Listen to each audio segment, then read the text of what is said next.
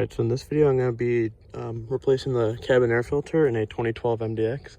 This process should be same for the 2007 to 2013 model years of Acura MDX.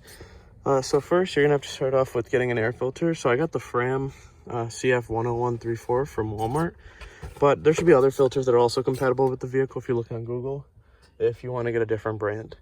So next, you're going to open your glove box, and I'd recommend clearing it out, so you're gonna have to drop the glove box down. And then on each side there should be a little tab, if you can see that right there, that you release. And once you release both sides, the glove box should drop down. Then you're gonna see an air filter box. So each side has a tab like this, and what you want to do is push those tabs, and once you get both sides loose, it should pull right out. And as you can see, this one's pretty dirty, so I'm just gonna flip it over and dump it out. And then you're gonna get your new air filter here.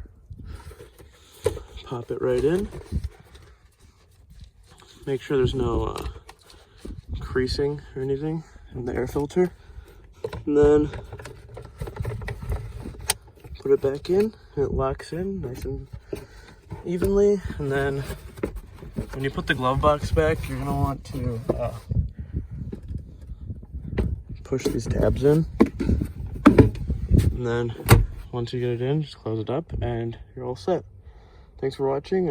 Leave comments below if you have any other questions on this process.